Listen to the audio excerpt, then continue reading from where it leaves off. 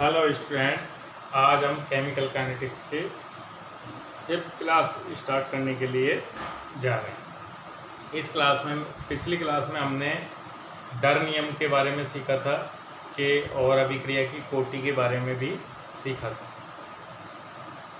कोटि कैसे निर्धारित की जाती है ये हमने सीखा था। प्रायोगिक वेग आधारित आंकड़े अगर हमारे पास होते हैं तो हम पहले उनसे दर नियम निकालते हैं, फिर उसके बीजगणितीय घातांकों का बीजगणितीय योग करते हैं और कोटि निर्धारित हो जाती है। उसके बाद मैंने आपको दर नियतांक के मात्रक की हेल्प से भी कोटि को निर्धारित करना सिखाया था। अब अभिक्रिया को देख के हम कभी भी कोटि नहीं बता सकते, यह एक प्रायोगिक रूप से ही निर्धारित होती है। अब तुम सोच रहे हो जैसे ये अभिक्रिया है, कोई भी अभिक्रिया है 2A + 3B, तो इसमें ये जो होते हैं ये अभिक्रिया की आणविकता होती है, कोटि नहीं होती।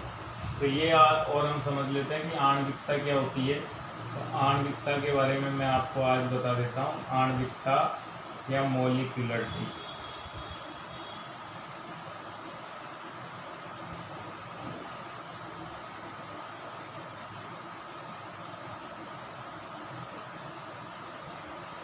तो मॉलिक्यूलरिटी क्या होती है? किसी अभिक्रिया में भाग लेने वाले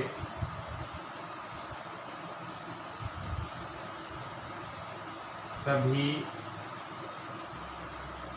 अणु, परमाणु अथवा आयनों की संख्या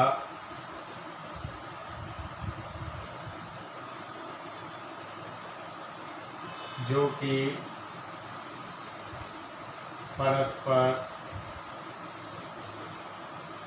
टक्कर करके उत्पाद निर्मित करते हैं, अभिक्रिया की आणविकता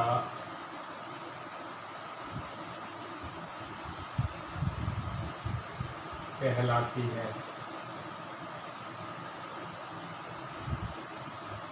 तो ये आणविकता की डेफिनेशन है कि भाई उसमें क्या है कि जितने भी अणु इन्वॉल्व हैं अभिक्रिया में भाग लेना, वो चाहे अणु हो, चाहे परमाणु हो, चाहे आयन हो, वो सभी क्या कहलाएंगे? अभिक्रिया की आणविकता को निर्धारित करेंगे जो अभिक्रिया में भाग लेंगे। जैसे N2O5, मैंने ये अभिक्रिया आपको पहले भी बताई थी, 4NO2 + O2। अब इसके अंदर हमने दर नियम क्या लिखा था? इस अभिक्रिया का हमने दर नियम लिखा था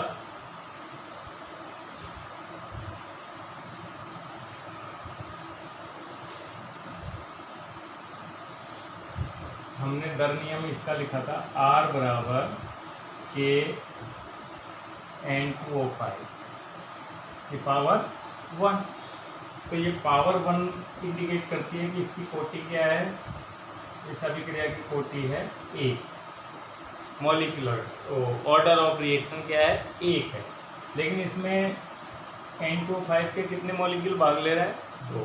तो इसकी आणविकता क्या होगी बेटा? इसकी आणविकता हो गई है 2।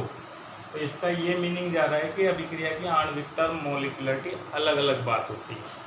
आणविकता और मॉलिक्यूलर कोटि को आप एक ही नहीं माने, ठीक है। मैं दोनों में और भी अंतर बता देता हूँ कि आणविकता और कोटि में क्या क्या अंतर होते हैं। तो एक तरफ मैं लिख लेता हूँ आणविकता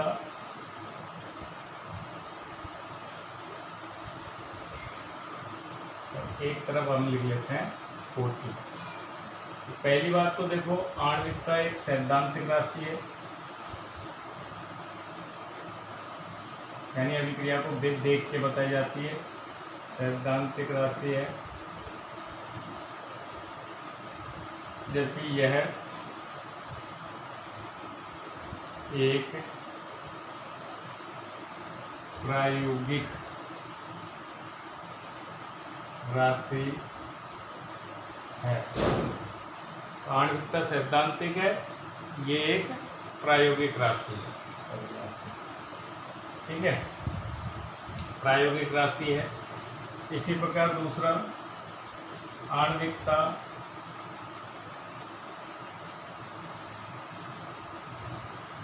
पूर्णांक में होती है, यानी इसके मान पूर्णांक होते हैं 1, 2, 3, 4, 5, 6 ऐसे। जबकि कोटि के बारे में यह है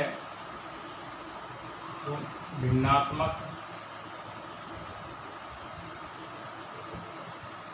शून्यात्मक, शून्य भी हो सकती है,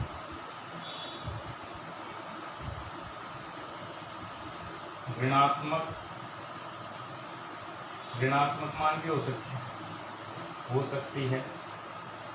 इसके सभी तरह के मान होते हैं, भिन्न भी में भी होती है, 1/2, 3/2 ऐसे भी होती है, शून्य भी होती है, -1/2 भी होती है।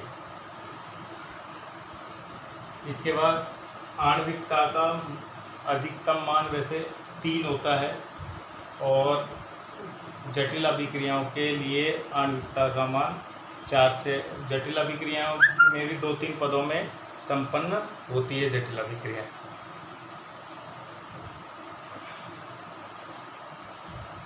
तो आणविकता का अधिकतम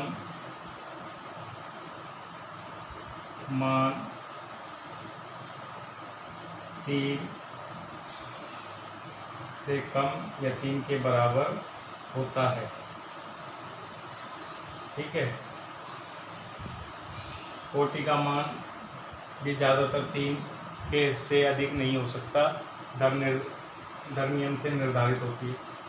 दर नियम से ही निर्धारित होती है।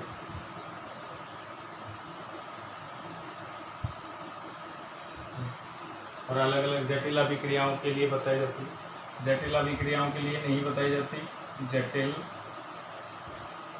अभिक्रियाओं के लिए नहीं बताई जाती है। यह जटिल अभिक्रियाओं के लिए भी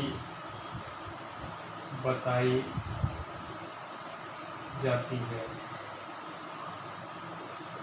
तो ये आपके आणविकता कोटि में कभी कभी सीधे अंतर पूछ लिया जाता है बेटा, तो मैंने आपको सीधे ही अंतर बता दिया कि आणविकता कोटि में क्या अंतर होता है। इस पे आप क्वेश्चन कर सकते हैं।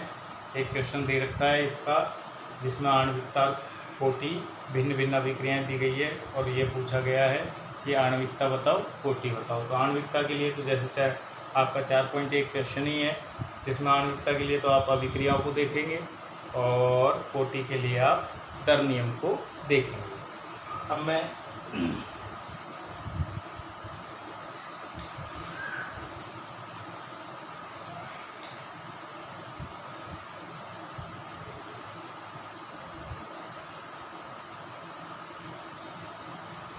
आपको ये बता देता हूँ कि जिस तरह से हम प्रयोग आधारित आंकड़ों से क्या बताते हैं, अवकलित दर नियम, जिसको दर नियम भी बोलते हैं और अवकलित दर नियम भी बोलते हैं, ठीक उसी प्रकार से अभिक्रियाओं के लिए होता है समाकलित दर नियम। तो विभिन्न कोटि की अभिक्रियाओं के लिए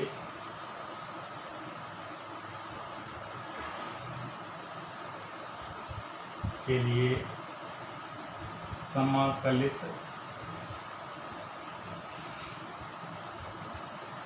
दर व्यंजक की गणना। तो जैसे अब तक हम अवकलित दर नियम की या दर व्यंजक की गणना कर रहे थे, अब हम करेंगे समाकलित दर व्यंजक की गणना। तो पहले मैं आपको उठा देता हूँ शून्य कोटि, और ये इम्पोर्टेंट भी है। इस बार 2021 में इससे क्वेश्चन बनेगा ही बनेगा, क्योंकि इस बार प्रथम कोटि से बना है, तो इस बार शून्य कोटि से बनेगा। शून्य कोटि अभिक्रिया।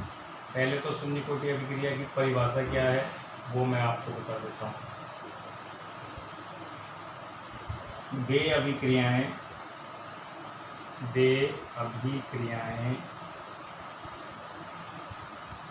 जिनका वेग अभिकारक पदार्थ की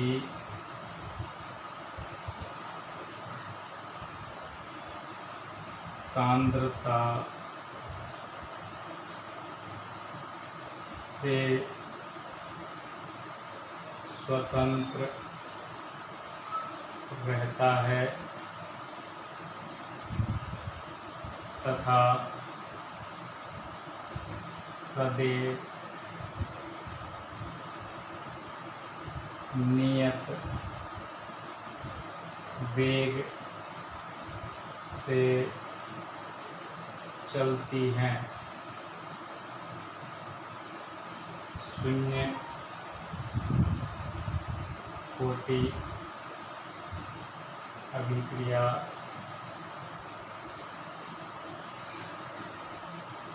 कहलाती हैं। तो वे अभिक्रियाएं जिनका वेग अभिकारक की, जैसे हम दर नियम, अवकलित दर नियम भी लिखे, तो ये अभी मैं बताता हूँ। वे अभिक्रियाएं जिनका वेग अभिकारक की पदार्थ की सांद्रता से स्वतंत्र रहती है, तो हम इसका अवकलित दर नियम भी लिखेंगे। तो R बराबर K, और शून्य कोटि की है तो अभिकारक की सांद्रता 0 लिखूंगा। 0 का मतलब क्या हो गया, तो R बराबर K, क्योंकि किसी की भी पावर 0 क्या होती है, 1 होती है। तो इसका मतलब ये हो गया कि अभिक्रिया का वेग सदैव क्या है, नियत है।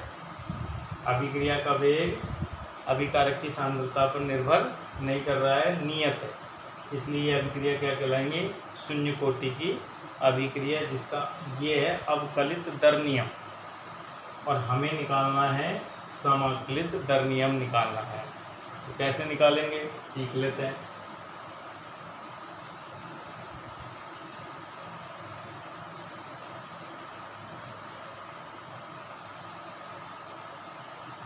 तो शून्य कोटि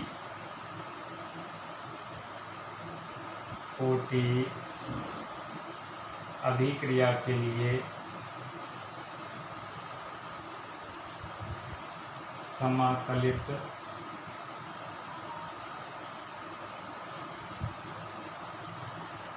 दर व्यंजक की गणना। तो समाकलित दर व्यंजक की गणना करने के लिए हम क्या करते हैं, मान लेते हैं। माना एक शून्य कोटि अभिक्रिया निम्न प्रकार से है।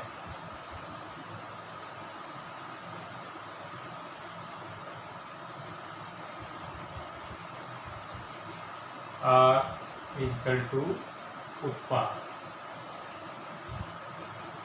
अभिकारक की प्रारंभिक सांद्रता में ले लेता हूँ, प्रारंभ में C0।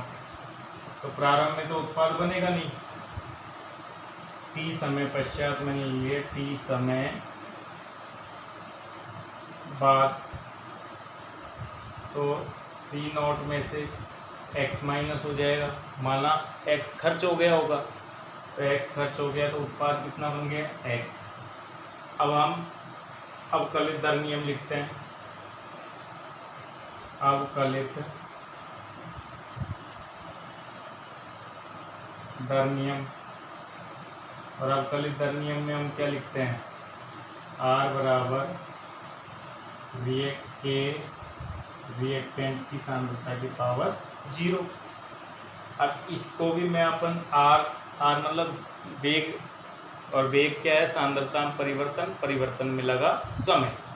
सांद्रता में परिवर्तन C0 से C0 माइनस एक्स यानी कितने का हो, या उत्पाद की सांद्रता में परिवर्तन देखो 0 से x हो गया, तो सांद्रता में परिवर्तन तो है x का, और परिवर्तन में लगा समय है t, तो dx अपॉन dt बराबर a।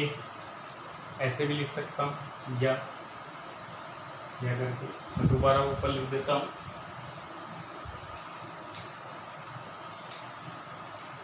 तो मैं यहाँ लिख देता हूँ कि वेग नियम आया हमारा dx अपॉन dt, ये तो हो गया r बराबर a। अब हम, ये है अवकलित दर नियम, अवकलित दर नियम। इसको थोड़ा मॉडिफाई करके या करके क्या लिख सकते हैं, dx बराबर k, और dt को मैं इधर लिया है dt। कोई डाउट, ऐसे लिखने में कोई डाउट नहीं होगा। अब हमको समाकलित लिखना है, तो इसका समाकलन कर देते हैं। नियतांक का तो समाकलन होता नहीं है, dx का समाकलन हो गया x, k का समाकलन होगा नहीं, और dt का समाकलन हो गया t, और c हो गया एक समाकलन नियतांक। यहाँ c क्या है, यहाँ c बराबर समाकलन नियतांक है।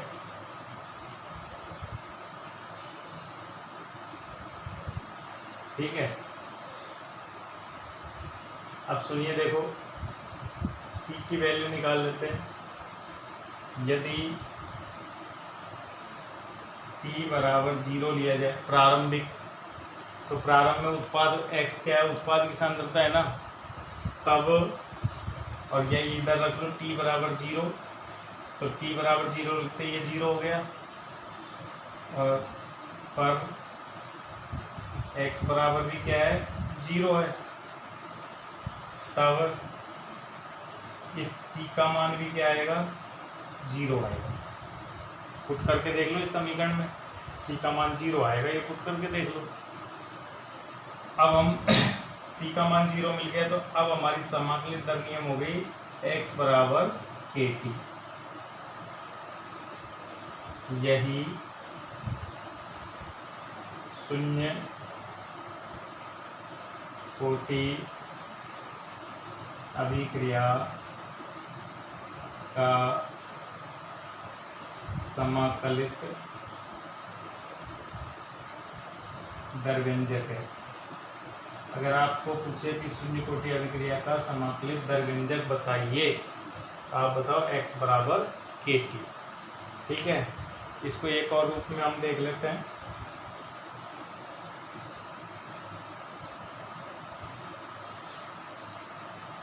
जैसे कि मैंने आपको अभिक्रिया ली थी R बराबर उत्पाद, ली थी कि नहीं ली थी, मैंने प्रारंभिक सांद्रता C0 ली थी, उत्पाद 0 बनाया था, t बराबर 0 पर। t समय पर मैं मान लेता हूँ ये C0 में से x गया और ये x बना। अगर मैं x की वैल्यू निकालूं तो क्या निकलेगी, देखो t समय पर शेष सांद्रता को यदि प्रारंभिक सांद्रता हमने क्या ली है, सांद्रता बराबर C0 ली जाए एवं t समय पश्चात सांद्रता बराबर Ct मानी लीजिए। कितनी, Ct। तो अब सी टी तो मैंने कब मानी है, टी समय पश्चात शेष सांद्रता। आपको प्रश्न दो तरह की सांद्रता देगा, कभी कभी इसको R0 भी लिख देता है और इसको RT भी लिख देता है, ठीक है।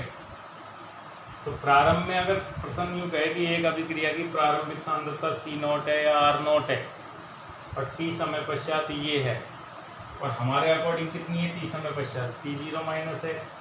तो C0 माइनस एक्स बराबर यहाँ उसको क्या माना है, CT माना है या RT मान लेते हैं। तो x की वैल्यू क्या आ गई, x को उधर ले जाओ तो C0 माइनस CT आ गई x की वैल्यू। अब समाकलित दर नियम से, समाकलित दर नियम से मैं क्या लिख सकता हूँ, मैं लिख सकता हूँ x बराबर KT। तो C0 माइनस CT बराबर KT।